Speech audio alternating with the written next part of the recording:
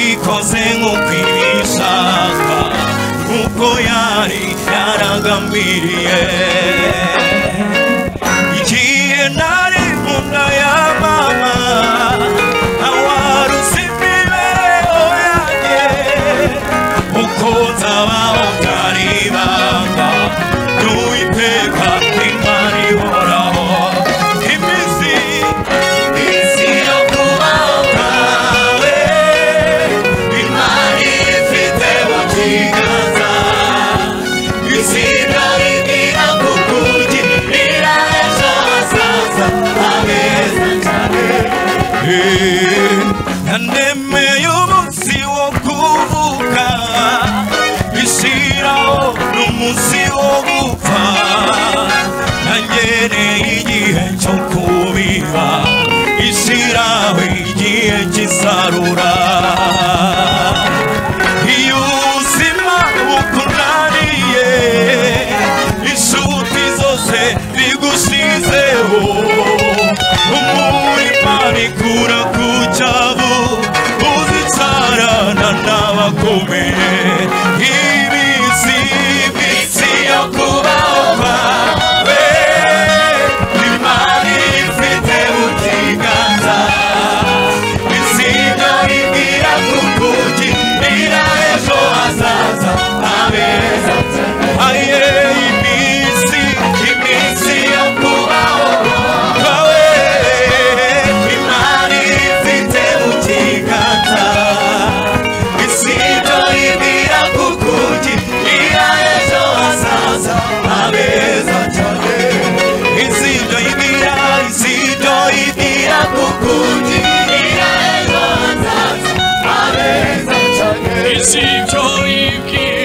izina rigira kukugirira ejo hazaza habeza cyane. Haleluya. Reka sawa umushumba anyegere. Ese ibi bintu murabyumvise? Izibyo yibwira kukugirira ejo. Yo twakarimbanye koko. Gihamiriza. Izibyo yibwira kukugirira ejo hazaza habeza cyane. Yesu ashimwe. Haleluya. Reka turamure ibiganza. Imana ishimwe. Amena.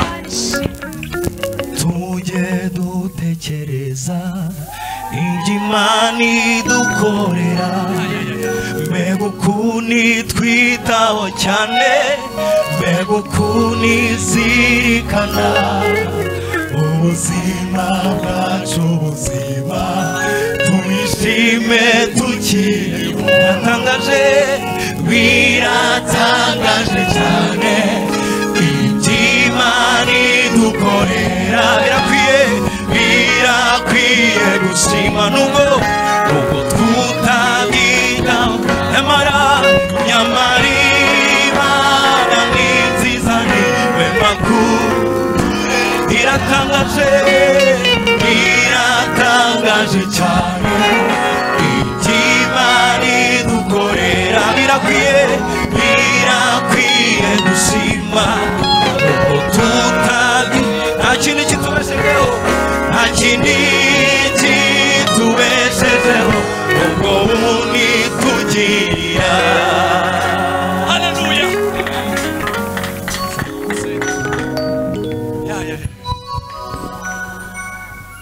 Haleluya. Mbere kugira ngo twumve umwigisha reka mbanze shima Imana gatoya. Umuhanga umwe yaravuze ngo iri ni ihuriro ry'abanyabyaha bagiriwe imbabazi tuyihereze icyubahiro. Turi abanyabyaha mu byiciro bitandukanye ariko ubuntu bw'Imana bwatugezeho tubwirwa ijambo ryiza rivuga ngo murababarira. Ni abanyabyaha bo mu byiciro bitandukanye twagiriwe imbabazi. Imana tuyihereze icyubahiro. Rero ntashimye Imana ntabihaye agaciro burya ariya masengesho dusenga dusoje iteranira arakora. Ku cyumweru mwabonye ko twiriwe mu bihe byiza abari bahari bazamura ibiganza gutya. Murakoze cyane. Muri bya bihe byiza byose twakoze, dusoje natahanye n'umwigisha wari wigishije igiterane. Ataha hariya za Kibagabaga, turatandukana.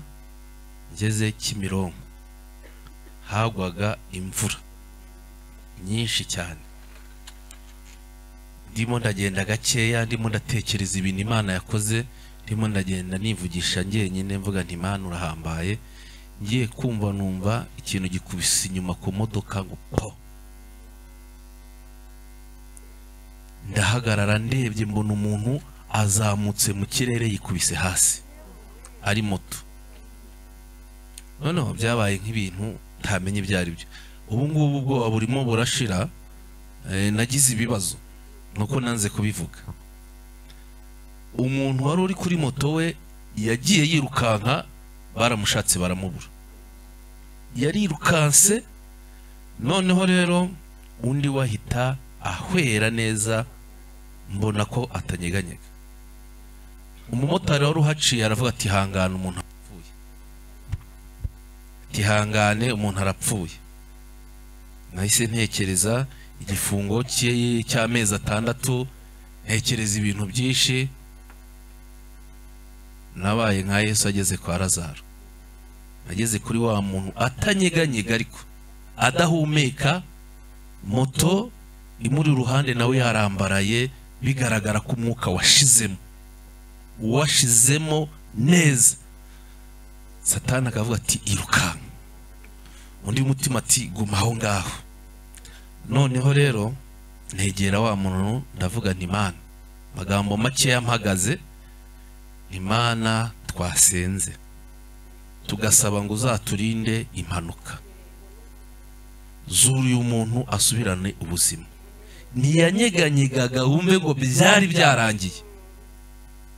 Imvura ari nyinshi, wa motari nawe yahise agenda, sigara mu muhanda mparitse aho na ya moto na wa muntu uryamye mu muhanda.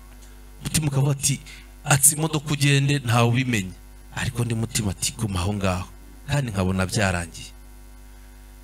Muri ako kanya hahita haza abapolisi barahagarara. Ngiye kubona mbona azamuye ukuboko, arakuzamuye gutya. Buriya rero ibintu bitakuri uba wumva byoroshye, ariko iyo bikuriho umenya uburemere bw'ikibazo. Hagomba ndahangaha. Ngiye kubona mbona azamuye ukuboko, hagwaga imvura nyinshi. Ndavuga nti Imana kora igitangaza. Ngiye kubona mbona azamuye ukundi kuboko, ndi Imana kora igitangaza. Ngiye kubona mbona arambuye ukuguru, ndi Imana kora igitangaza. Haba haje abantu baramuterura bamukura mu muhanda bamushyira ku ruhande. Murebye sanga arimo arava amaraso hano ku mutwe, mu mazuru no mu kanwa. Ndavuga nti uyu rwose ntari bubeho. Abantu bamureba bakirukanka, abantu bamureba bakirukanka. Buriya rero iyo wageze mu kibazo ubanamo n'Imana yonyine. Hari umuntu umwe nahamagaye ndamubwira nti uwizera umwana w'umuntu avumwe. Naramuhamagaye inshuro 8 ntiyafata telefone, ariko Imana yo tuyihamagaye iratwumva. Haleluya. Noneho hari undi muntu wahansanze unzi ati Paul sana, ati ugize ibyago ugonze umuntu, tihangane rwose sinamenya aho yaciye, ariko aho ngaho nagukomezanya kubana na Yesu. Yesu niwe uzabana nawe mu kibazo gikomeye. Abantu bo tuzagucaho twigendere, ariko Yesu ntazagusiga aho ngaho, azibuka icyo wavuganye nawe, azakurindira. Burya nta wundi wakurindira. Yesu nagumanye nawe aho ngaho. Mpamagara undi muntu umwe araza, kuko no guhamagara abandi bantu byari byananiye, ariko kubw'igitangaza cy'Imana umuntu agira ubuzima ntiyapfa. Numvaga kuba umuntu yaranguyeho, nubwo nta ruhare nabigizemo, yarihutaga n'ubunyereri, yenda yarangaye akubitaho, ikubita hasi arahwera. Numvaga ntabishaka. Bavana Imana kora igitangaza.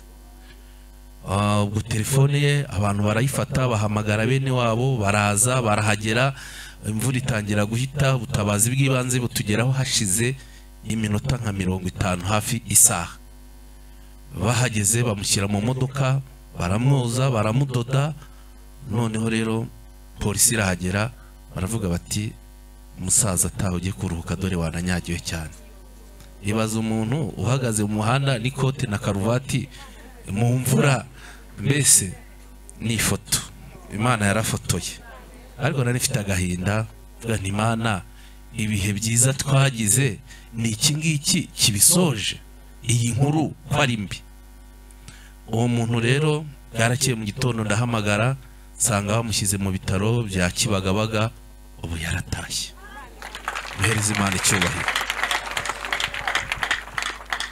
iyo turi mu nzu y'Imana turi gusenga mu majwi yoroheje ariko ari amagambo tuvuga bafite imbaraga nyinshi haleluya ari amagambo tuvuga aragenda gakora mujye mureka tuze mu nzu y'Imana tuyibwiye ntabwo izatwumvira ubusa ahubwo izadusubiza murumva rero ko Imana yakoze ibintu bikomeye cyane duhuze ibiganza tuyikomere mu mashyi tuyishimire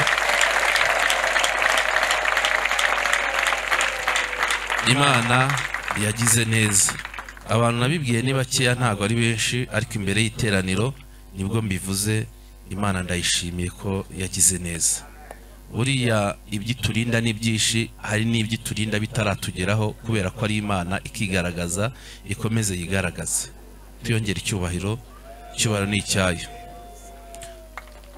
muyivugirize n'impunda ababyeyi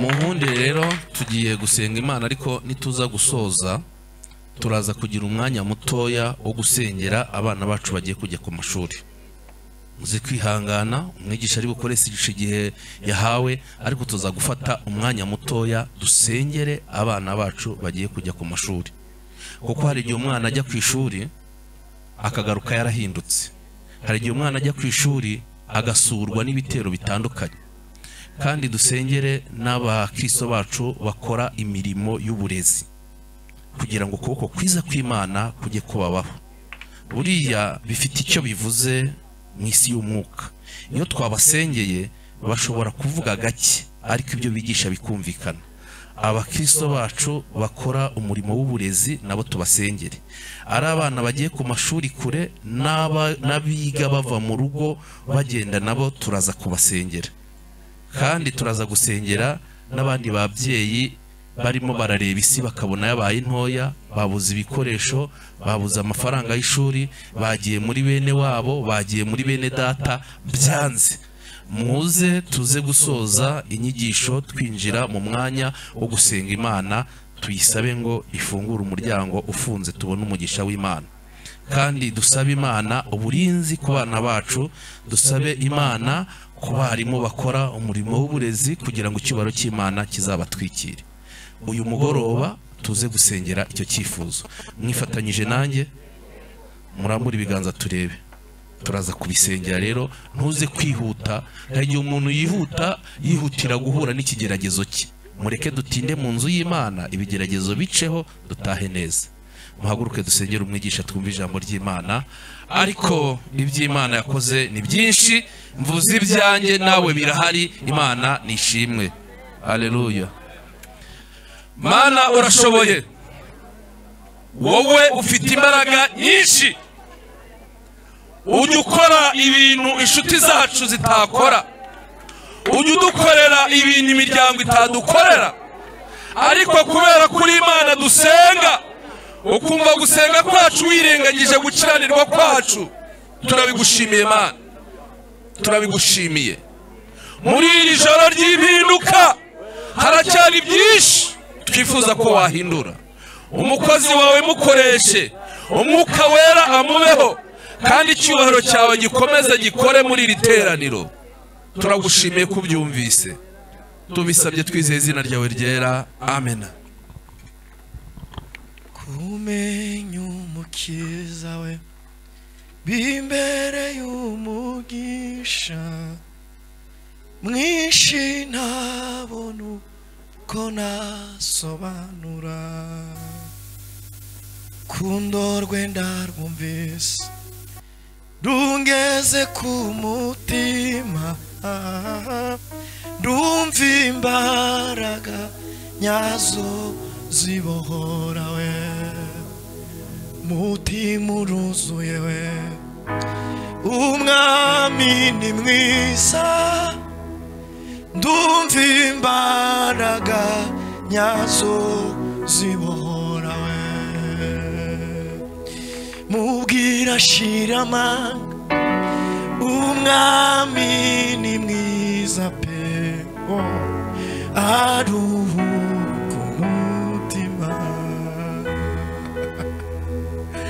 mubwire yego umwami ni mwiza aruhuka umutima musomere inzandiko z'umukunzi we murinde ya misemburo y'iki gihe ayireka kumve mw'ijwi ry'umwami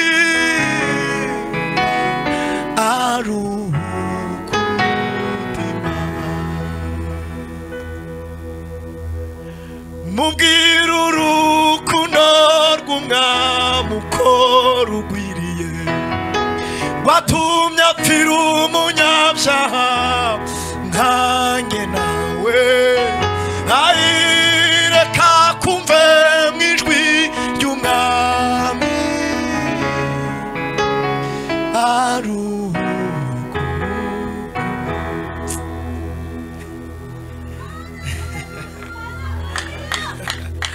nje kugusomera inzandiko z'umukunzi we wirinde ya misemburo y'iki gihe ayire kunyumve mw'ijwi ry'umwami uruhuka umutima urwandiko rwa mbere rwa Yohana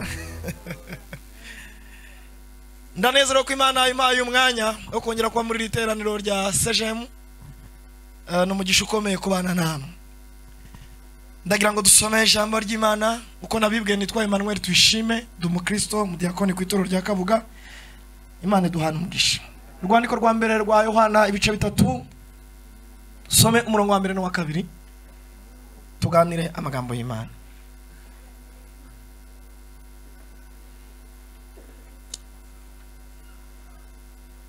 Bibiliya iravuze ngo nimurebe urukundo ruhebuje data wa twese yadukunze rwatumye twitwa abana b'Imana kandi niko turi cyo gituma abisi batatumenya kuko batayimenye bakundwa ubu turi abana b'Imana ariko uko tuzamera ikurerekanwa icyakora icyonzi icyo tuzi nuko Yesu niyerekanwa tuzasa nawe kuko tuzamureba uko ari ndumva nifuza ko dusoma abaroma hanyuma tuganire gatoya abaroma 18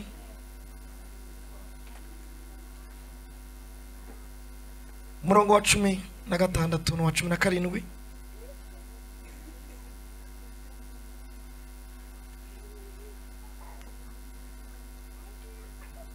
rwandiko Paulo yandikiye abaroma ibice 8 umurongo wa 16 na 17 yaranditse ngo mwuka w'Imana ubwe ahamanya n'umwuka wacu yuko turi abana b'Imana kandi ubwo turi abana bayo turi n'abaragwa ndetse turi n'abaragwa b'Imana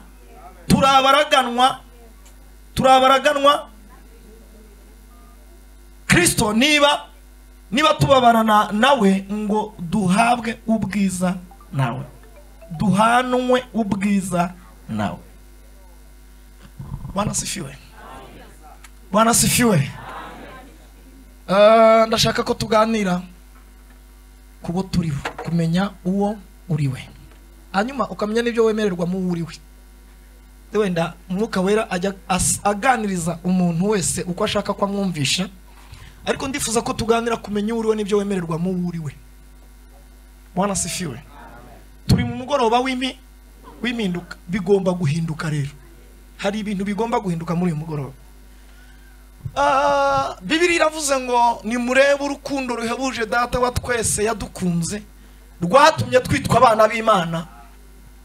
Biri confirme niko turi. Yesu amaze kuva mu isi asubiye mu ijuru, abera bahuye n'amakuba bararenganwa. Byakozwe n'intumwa byerekanye uburyo Herode yabatangiye. Bibiliya ivuga ngo Herode afatira bamwe mu itorero kubagirira nabi, yica Yakobo amwicisha inkota. Abonye ko anejeje abayuda yiyongeza na Petero. Abitorero nk'aba bateranye bagira umwete wo kumusabira ku Mana. Haleluya. Kuva ubwo rero intumwa za Kristo ziratotezwa ziricwa, batangira kugenda bakura mu umwe, bakora urutonde rw'intumwa za Kristo Yesu zimaze gupfa, basanga arabura mu umwe, bati ninde? Baravugana bati ni Yohana, mumushaka aho yaba ari hose. Baramuhiga baramuzana bati tumugenze gute kandi tumwica uruhe rupfu. Baravugana bati tumushyirire amavuta mu ngunguru, tumushyiremo. Ubundi nabwiye abera irivuga butumwa dukora mu buryo butagaragara riba ripfunyitse amavuta, kandi buryo wagira ikibazo no wamena amavuta mu mazi cyangwa amazi mu mavuta, ariko ikibazo nticyavuka kumenya amavuta mu yandi. Ayo Yohana ngo bamushyire mu ngunguru y'amavuta bibwira ngo turaza kureba uko amera. Naho Imana yabonye misiyo ya Yohana ntabwo irangira kuko intumwa ya Kristo gusa, ahubwo igiye gukomereza ku kigwa cy'Ipatimo. Kandi Yohana amaze gusaza, imbaraga z'ubukure ntizatuma resist umuyaga n'imbeho yo ku kirwa cyitwa Patimo. Imana ikora operation yo kumuhe. Numvise wacu hari aravuze ngo baramunagura. Yohana ngo ashyirwe mu ngunguru y'amavuta. Igihe bagennye ko umuntu yaba ahiye ngo begera ingunguru, ariko Yohana batanga kuvamo, kubita umutwe umufuniko w'ingunguru, ava mu ngunguru y'amavuta nk'umukinnyi uva mu modoka ye. Baramuhunga kuko n'igitangaza kubona umuntu wari mu mavuta acaniriye avuyemo ari musima. Ngo haca akanya baramwegera bati Yohana mwavugaga ko muzahinduka, nuko bigiye kugenda bigenda umwe. Arababwira ngo ya, nibwo yabandikira urwandiko, arababwira ngo ya, ahubwo nimurebe urukundo ruhebuje data wa twese yadukunze rwatumye twitwa abana b'Imana, kandi niko turi. Nicyo gituma ab'isi batatuzi kuko batayimenye. Ntabwo munsi iyo mumenya, iyo mumenya ubundi. Murongo wa kabiri rero arababwira ngo bakundwa, ubu turi abana b'Imana, ariko uko tuza ntabwo ari gutya. Duhimana icyubahiro mu izina ryaje. Ntabwo kurerekanwa, icyakora Yesu niyerekanwa tuzahindurwa duse. Ndashaka kuvuga kuba abana b'Imana twemererwa iki muri Kristo Yesu niba turi abana b'Imana. Muri 35 mwana muririmbye mwese, je nta ruhare nabigizemo, nawe ntarwo wari wagize, ni Yesu wenyine. Ni Yesu wenyine wangize kuba umuvandimwe we, ariko ngo kubw'ibyo Imana ishimye cyane. Kandi ibyo mfite byose niwe wabima. Nashyizemo akandi gataro kavuga ngo nibyo mbura ni uzabima.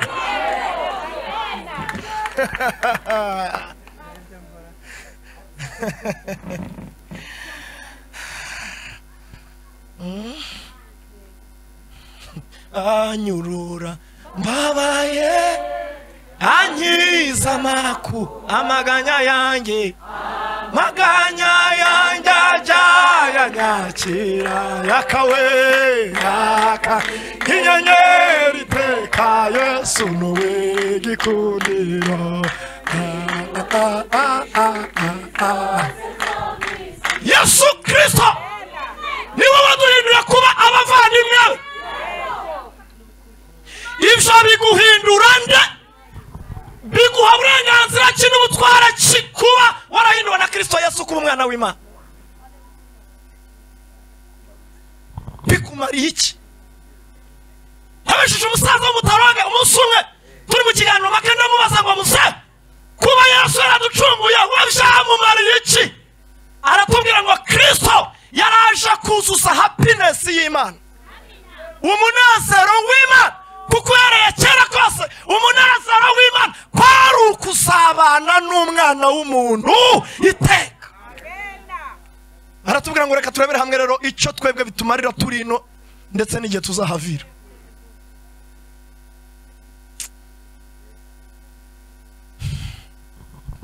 Kuba umwana w'Imana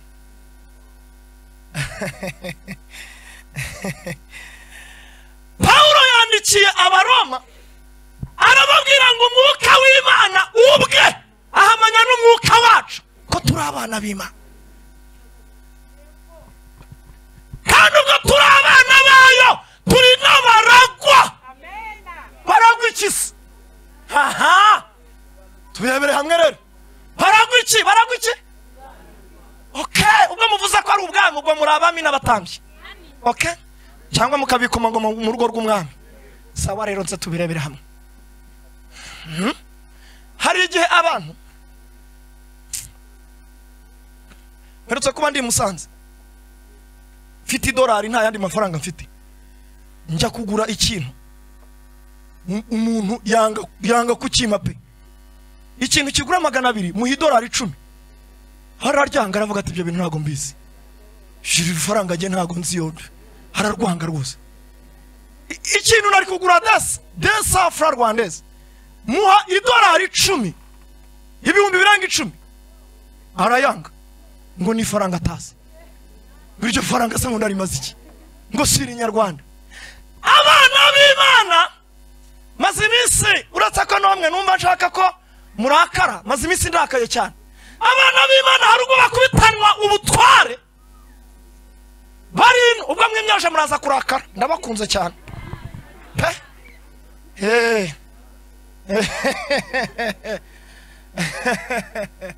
Iyo kuba abana b'Imana ubu hari urugo rwa kwadobuta, rwa kujyana, rwa kurera, rwa kubyara, amateka agahinduka bigaca igikuba mu isi. Uzubu mbaye umwana wo haruguru hano nahura n'umwana uvuka muri rya rugo nkuko nahuye na Yesu, akavuga ati nkwinduye umuvandimwe wanjye reka nje kubibwira muzehe. Yagira akavuga ati niba ndi umwana wanyu mwemere n'uyu nguyu abo mwana wanyu, akampindura umuvandimwe we. Mwongeye kumbona do irarura. Niyo mwajya mumbona hari abandi bahagaze hariya bagomba gukurikirana iby'umutekano wanjye. Ibyo bintu byacu igikuba, ntago mwazongera kumbona ngenda n'amaguru, ntimwazongera kumbona ngenda ndi jyenyine. Tekereza ko ibyo bintu byacu igikuba, ariko kuba umwana w'Imana bikana gikuba kiraca. Bamwe myaje murarakara kandi icyo nashakaga hari urugo rw'umukire rwakwakira bigaca igikuba pe.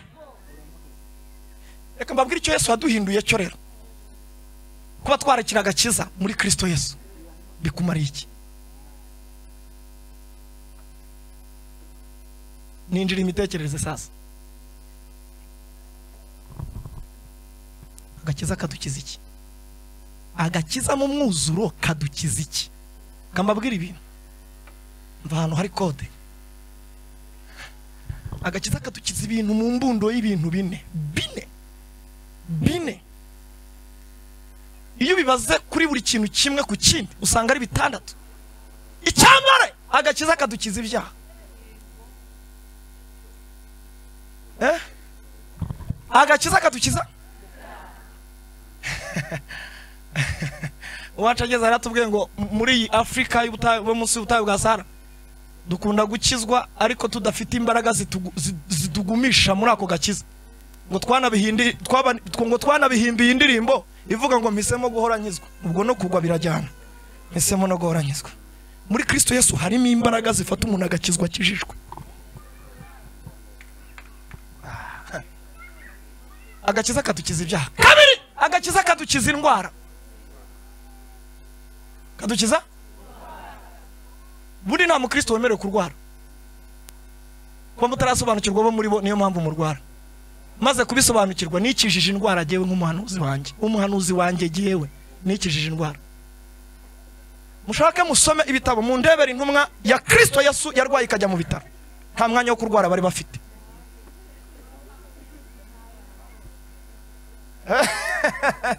Ariko twabwiye dukiza indwara runaka bihinduka ubuhamya buzenguruka igihugu n'isi yose, kandi ibyo bintu biri kuri ticket y'indege wateze. Wiyimye umugati wo mu ndege ngo nta mafaranga ufite, kuri tike biriho byose ko wabyishyuye.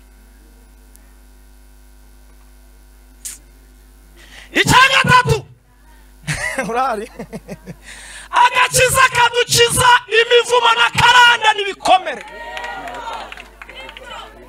Ariko kuzabona umuntu ubisesengura ngo abikwigisha ubohoke kuri ibyo bintu biragoye, kubera ko abantu babishinjiyemo mwumva ari prosperity gospel, mwumva ari ubutumwa bwiza bw'ubutunzi, kandi ubwo butunzi murabukeneye murabusengera ko mushaka ko mubwigishwa. Ndaje mbubabwira.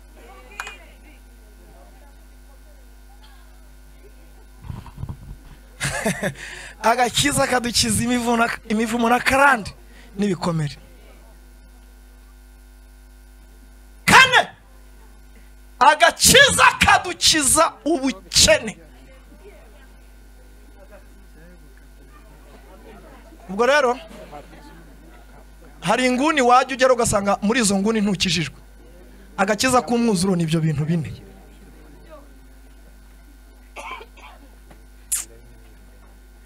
Iyo tugezera ku bukene abantu bararirimba indirimbo sinzongera kuririmba je, aho ibindi byose wabire ukamindura igikoresho cya no muri toilette habaye akabito, si igikoresho cy'urugo. Papier hygienique ni igikoresho cy'urugo. Wabaye itasi umwami nkweramo kaba ari itasi ikozwe muri zahabu. Zahabu se ni ikintu ubutunzi have. Okay, kuba umwana w'Imana rero jewe bimariye iki? Bimariye ibyo bintu bine ntari ku mwuzuro wabyo, nkijijwe igicagate.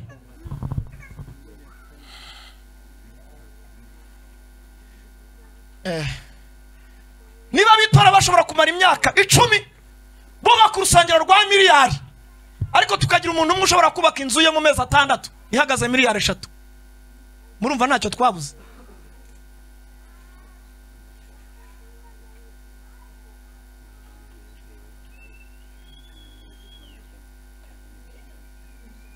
Ndatinda ku cyakane cyitwa ubukene.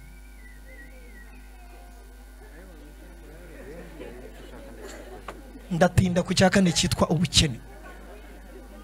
Yesu Kristo aguhindura kuba umuvandimwe we iwabo bakwakiriye, byakumariye iki wowe?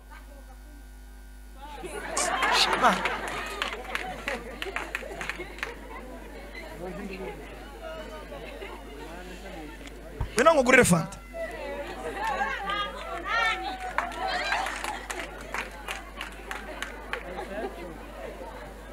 Ndashaka ko mwagura imitekerereze.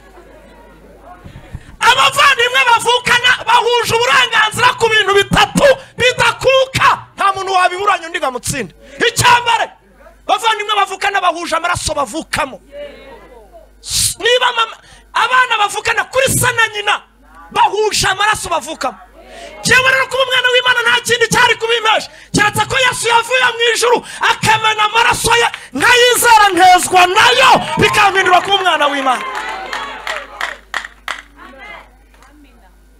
Kabiri, abavandimwe bavukana bahuje uburenganzira bungana ku mubyeyi ubabyara.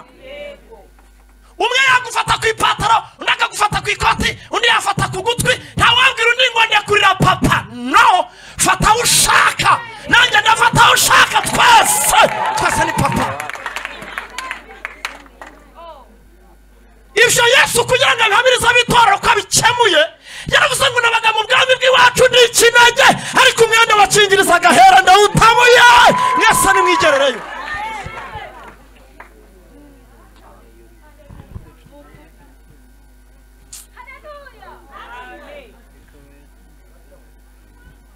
Ijambo rya gatatu, abavandimwe bavukana bahuje uburenganzira bungana ku mitungo y'iwabo.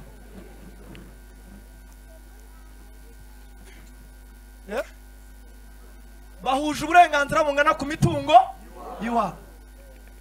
niba isi niba yuzuye ari ibya so uwo wita so,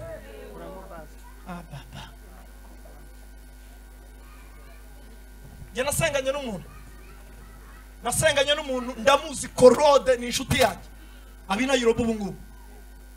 Yaramamagara mu gitondo ariko nimugoroba ku cyumweru arambwira atasho kuwa mbere ufite akazi ni ntako, arambwira tuzaza umerekeza tujya kureba mukuru wanjye njya kumwibutsa iby'ubukwe mfite kuwa gatandatu. Turahura duhuriraho, yambwiye turazamuka, hanzamura umusozi, ndamubwira Nikoro iyi niyo nzira ijya kwa mukuru wawe, nta yindi nzira twari kunyura tukajyayo. Arambwira ati inzira niyi tuzamuka. Ngo tugera hejuru ku musozi dusimbutse ibitare n'amabuye, arambwira ati twagezayo icare, ati kandi nakuyamye ntugire ijambo uvugira ahangaha n'igihe waje kugira icyo mvuga. Ndamubwira ntivuga wowe ureba abo muvuga najye ntawe mbona.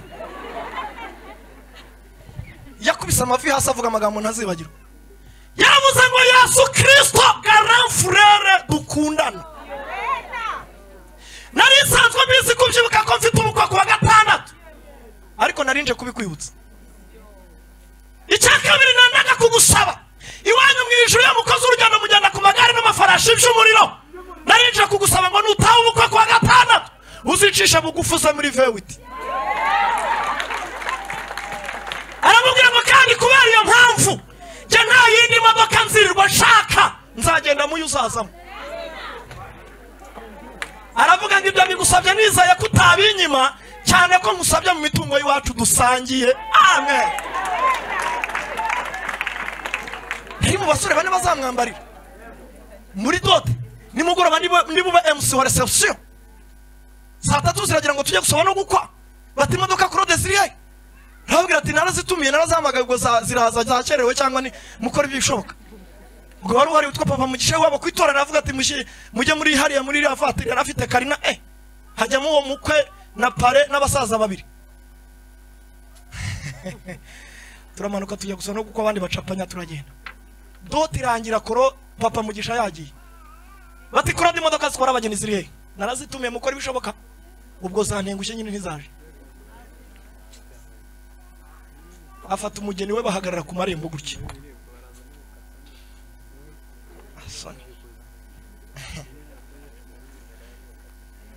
Hirya yaho twari twakoreye dote hari habereye ubundi bukwe bwavuye i Kigali, kuko ho ni mu ntara y'Iburasirazuba.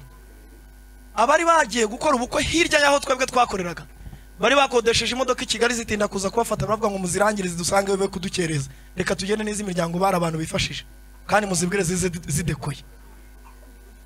Babarangiraho bamanuka nabo bakatira, bibagirwa gushyiramo kode yuko hagati ya aho imbere gato bafite ubundi bukwe buri kuhabera. Imodoka ebyiri TXE Land Cruiser z'umukara nziza zaje ziruka zigera abageni bahagaze mu muhanda, ziravuga ati aba boss twabakereje turapfuye birarangiye. Zakase nk'iziza aho zigiye, abageni birohamo nirohamo nanjye muyinyumirire. Ukwiye kumenya uriwe papa, ukwiye kumenya uriwe mama, ukwiye kumenya uriwe, ukwiye kumenya uriwe. Zabagejeje ku rusengero barababaza batari kuse igihe twabarangiye ntago mura. Kuki mutatugera bavuga ati ntabwo ari bwo abageni tugejejeyo. Yes, bati kuri ADPR, ati twababwiye ko turabangirikana. Ubwo ni kuri ADPR mujyanye babandi babanza mugaruke mudutware. Yesu yaraje ntiyaje.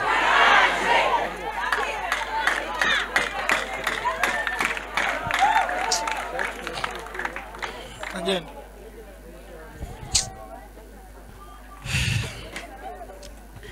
Abavandimwe bavukana bahuje uburenganzira bungana ku mitungo y'iwabo.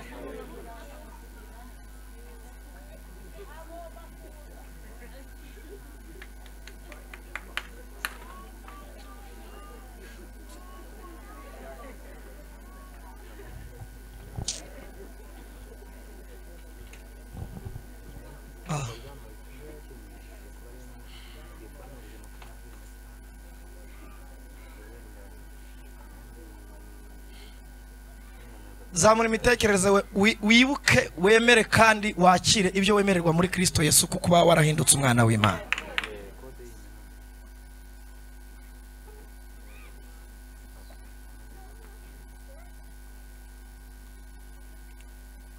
Kristo kugira ngo yemeze ko duhanije uburenganzira bungana ku mitungo y'iwabo, yasize asinye sheki izigamiye, asanga mutayifite.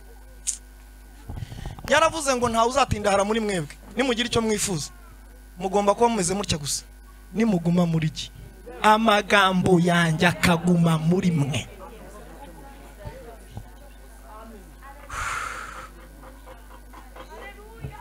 Nimuguma muri iki amagambo yanjye akaguma muri mwe muzasaba icyo mushaka cyose muzagihabwa, musabe muzahabwa, mukomange muzakingurirwa, mushake muzabona, kuko usabye ahabwa, ukomanza akingurirwa, n'ushatse abona.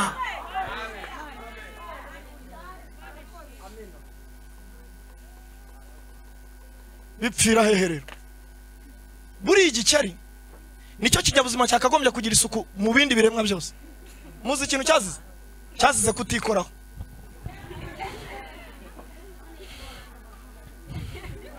Umva indirimbo yacyo, ndi mu mazi. Abusari ivumbi ryageze hano. Oya ndi mu mazi. Ndi mu mazi yewe. Ndi mu mazi. Nikikoreho kugeza ubwo gitonda amagamaze ameze nk'amapafi. Niko abantu bameze muri Kristo Yesu. Ndi muri Yesu. Mba muri ADPR. Mba muri Anglikani. Ndi umuririmbyi muri Gosheni. Ntago bihagije. Imivumo yiwanyu na karandeze wanyu ziragusaba kwikoza intoki ukikura hayo maga muri Kristo Yesu. Nimurabe ibintu turirimba buri munsi ngo kwa Yesu dufite ubutwara, dufite ubushobozi. Iyo twize amagambo ye nkuko yatubwiye, nimudakoresha ubutwara mukura muri Kristo Yesu, hano hanze hari ibinyabutware bizabagiraho ubutwara.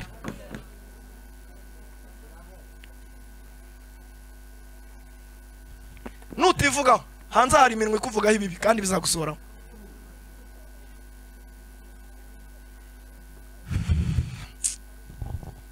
Okay. Bihinduke cyangwa bikume uko byameze.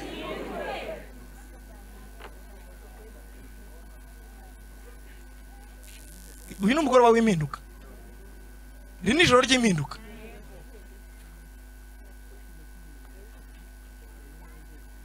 Hari abantu bafite Kristo Yesu. Reba nka Gosheni.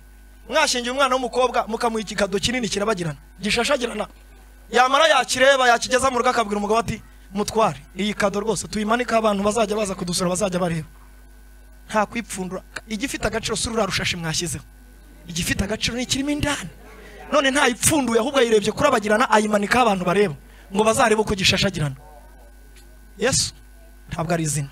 Yesu ntabwo ari umurimbo. So bagendana. Iyafashe imigisha yose, imigisha yo mu bumana, iyibumbira muri Yesu ira muduha. Fundura. Yes we.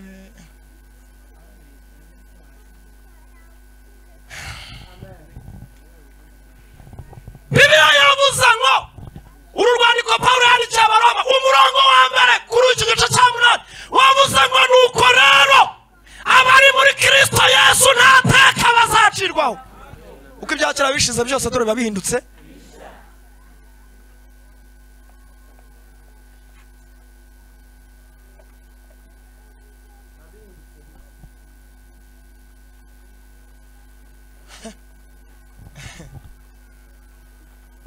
Kambabwire rero Pawulo yabwiye abikorino mu rwandiko rwa 2:6 murongo wa mbere arababwira ngo kandi ubwo dukorana nayo turabinginga ngo mudaherwa ubuntu bw'Imana gupfa ubusa.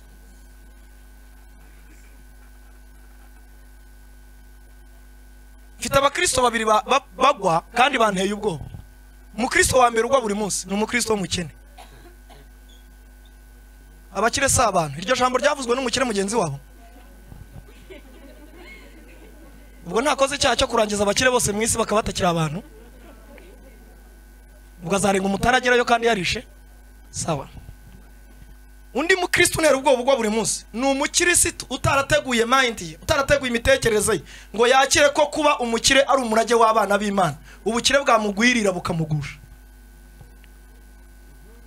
Ubukire bukwiye kugusanga uri umukire mu mutwe ukabuyoboraho kugira ngo bukuyobore.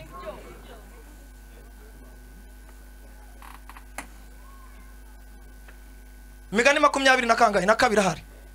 Yaravuze ngo umuntu ubaho Uwiteka ingororano ye se mwizera iki? Mwizera iki? Ingororano ye. Amagambo yose muzasoma muri Bibiliya ntabakorere muzaba mutarayizeye, ariko ubundi ibyanditswe byose byahumetswe n'Imana kandi bigira umumaro. Garukira. Ingororano ye n'ubukira, icyubahiro n'ubugingo. Kuki bushizwe inyuma? Nuko buzahabwa abantu bageze mu ijuru. Mu isi rero ni mukire kandi mwubahwe ko muri abana b'Imana.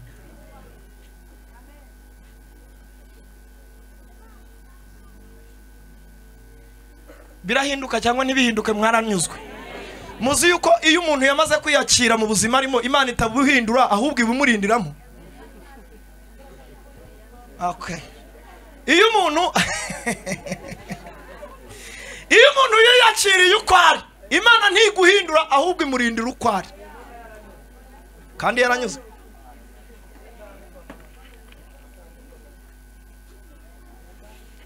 Nitwizera tuzabona cya gihugu cyo mu ijuru. Kandi iyo ni inkuru nziza. Aho niba kwizera kuzakubonesha, wizera ko kuzakubonesha igihugu utazi aho giherereye. Why not? Uko kwizera kudaguhesha ibiboneka byahanga ucaho buri munsi.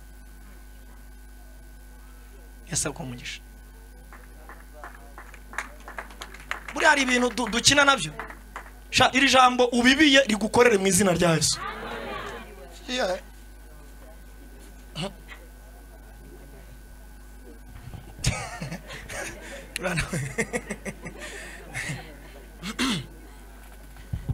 Yes. Kajya gusoza wenda dusenge.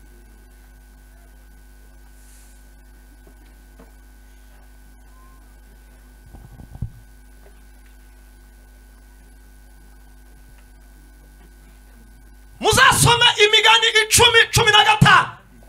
Iravuga ngo ubutunzi bw'umukira bumuhindukira umudugudu ukomeye, ariko ikimara abatindi n'ubukene bwabo.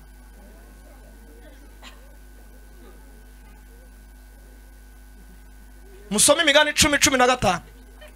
Abona yageze yuri. Ubutunzi bw'umukire bumuhindukira umudugudu ukomeye cyane, aho abanyamafaranga batazamwinjirana ngo bamubuze ubugingo bamushukishisha yo ngayo, kuko ubukire bwe bwamuhindukiye umudugudu ukomeye cyane batakwinjira. Nimudahamagara ubukire mwemererwa muri Kristo Yesu, abatinganye bazabubazanira.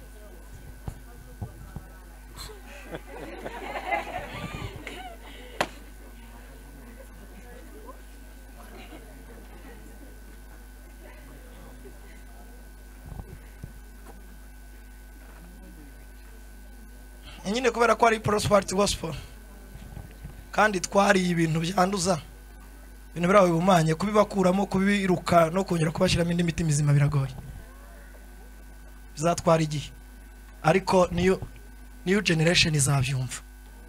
Ntago narenganya bino cyangwa biki gihe. Karebu yamaze 45, ndabababariye.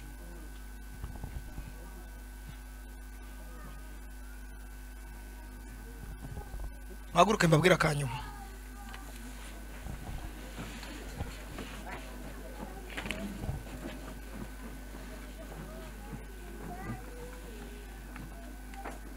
Je nabwiye abantu tubana buri munsi,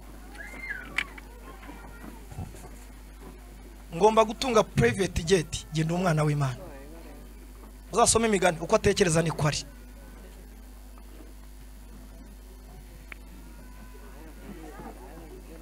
Ejo bundi umuhungu waje gutarama muri arena, niba ari Diamond niba ari Diamond, ntago yaje muri private jet. Yambaye hasi gusa, hejuru nta kintu na kimwe kiriho. Zanye ibintu by'imiziki biraho ngaho, ugenza abanjyana ubutumwa bwiza, nzi no kwambara zagenda. Haramagambo atatu rimwe n'iryo Yesu akundaga gukoresha abagagize ubakorera igitangaza. Rimwe muri yo yaravugaga ngo genda kwizera kwawe kuragukijije, cyangwa ngo genda bikubara uko wizeye. Bitabiryo akavuga ngo byose bishobokera wizeye.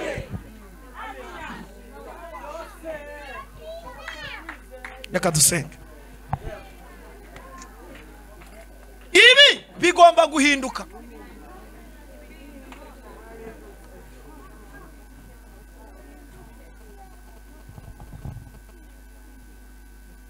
Twasengeye ubutunzi umunsi umwe. Imana iratubwira ngo nitubwite izina hatazagira uturondora irari ry'ibyisi. Imana ubwayo iratubwira ngo tubyite izina kugira ngo hatazagira uturondora irari ry'ibyisi. Tubyite izina mu rurimi rw'igifaransa. Twaravuze ngo ibi turi kugusaba ibi byose by'amamodoka by'amazu n'ibyiki, c'est la méthode de conservation de la vie éternelle. Ni uburyo bwo gusigasira cyangwa kurinda umuntu wacu w'imbere. Umutima uhagaze ujugunya ubwo umwami w'amahoro abagihari. Okay.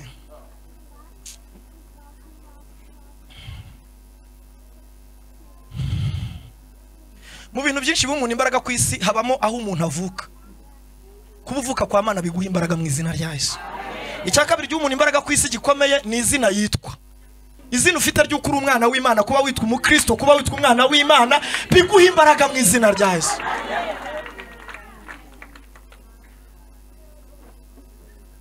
Ku nyanja itukura Imana yabwiye Mose ngo ni iki gitumye untakira? Kora ibintu bibiri, bwira Abisirayeli bakomeze bagende. Umanike inkoni yawe, urambura ukuboko hejuru y'inyanja uyigabanye. Nge ntabwo nza ndahuze ndi Uwiteka, mfite akazi kenshi. N'abamarayika ntibahagera bo bafite akazi kenshi, bari busy. Wowe uraho inyanja iri ubwo dukorana. Haleluya! Ubwo dukorana nayo. Reka dusenge, murambura ibiganza dusenge. Ndabizi ko ibi ngibi nyinabyo biramufata tu.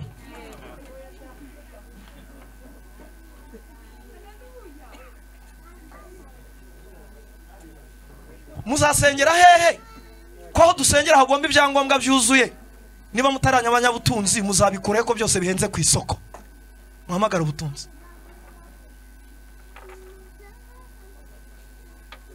Turagushimiye Imana yera imbabazi. Kuba turi abana b'Imana, tumenye tuzi dusobanukiwe agaciro kacu muri Kristo Yesu. Kuba turi abana b'Imana.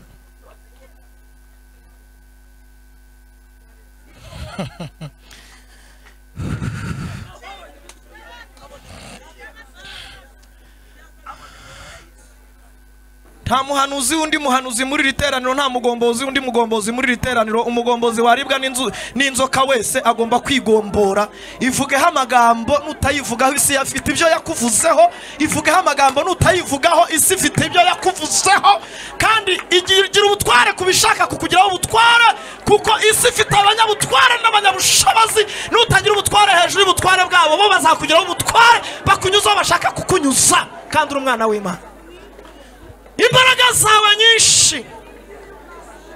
Paulo yaravuze ngo uri Imana ibasha gukora ibiruta cyane ibyo dusaba ndetse n'ibyo twibwira byose, nk'uko imbaraga zawe zidukoreramo. Kubw'izo mbaraga turategeka imisozi, kubw'izo mbaraga turategeka ibibaya, kubw'izo mbaraga turategeka isi, kubw'izo mbaraga turategeka ibiriho. Jambo ryawe ryarambwiye ngo Imana ifata ubutaka iburemamo inyamaswa zose, izizanira umwana w'umuntu ari we Adamu ngo abyite amazina. Ibintu byose tubishyize muri planification. Urusengero turi kubaka, ishusho yarwo yagaragaye kera amatafari atarahagera. Urusengero turi kubaka rufite igishushanyo mbonera. Kuri icyo gishushanyo mbonera hariho ubusitani kandi tutarabuhinga. Kuri icyo gishushanyo mbonera hariho parikingi ziparitsemo imodoka kandi tutarazizanamo. Mu mitekerereze yacu turapuranifiye, mu mitekerereze yacu turanditse, mu mitekerereze yacu turashushanije.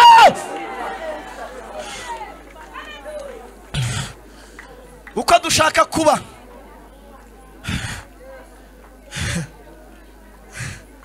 ibi bintu bigomba guhinduka mu izina rya Yesu.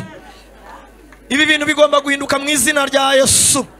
Munsi umwe Abayuda babihishuriwe, babimenye, bamenye neza ibyo ari byo. Bibiri ijambo ryawe iravuga ngo ku munsi abanzi b'Abayuda bendaga kugiraho ububasha ku Bayuda, icyo gihe birahinduka. Abayuda bari bagira ububasha ku banzi. Bigomba guhinduka mu izina rya Yesu. Muri uyu mugoroba bigomba guhinduka mu izina rya Yesu. Tumaze gusobanukirwa ko turi abana b'Imana. Ubukire ni umurage w'abana b'Imana. Kuba turi bazima dufite imibiri mizima ni umurage w'abana b'Imana. Kuba imivumo cyaraducitse ahita tukurikirana umurage w'abana b'Imana kuko tutakibarirwa mu masekuru ya ba data na ba data wacu, ahubwo tubarirwa mu gisekuru cy'Imana kuko turi abana b'Imana uyu munsi. Ubwo ari ijoro ry'impinduka, duhinduje ibi nabyo nibihinduke mu izina rya Yesu. Aba bayuda babe ari bo bagira ububasha ku banzi babo, kandi isi yone kongera kutugira ububasha, nitwe tugiye kugira ububasha ku isi kuko twaremewe isi. Twaremewe isi mbere yuko tuhaza. Iyo si yaremwe ngo tube tuyiriho, ntabwo ari isi igomba kutubamo, nitwe tuyibamo. Nitwe yateguriwe, ntabwo ari twe twayiteguriwe. Tituyobora, turayiyoboye mu izina rya Yesu. Imbaraga z'Imana zikomeye zibe kuri ababera, kandi amasengesho basenze nona nawe bazakomeza gusenga kubera iki gitekerezo cyo kwisobanukirwa. Uzabumvire none, uzabumvire ku manywa, uzabumvire nijoro, uzasoze gukiranuka kwawe. Uri Imana ikora imirimo itangaje. Iyo udakoreye mu masengesho twasenze, ukorera mu masezerano wadusezeranije. Iyo utakoreye muri ayo masezerano, ukorera mu byo wibwira uzatugirira, kandi byose ni byiza si bibi. Tugukomeye amashyi kuko uri Imana yacu, umubyeyi mukuru, mu izina rya Yesu Kristo. Amen. Yesu abaho umugisha.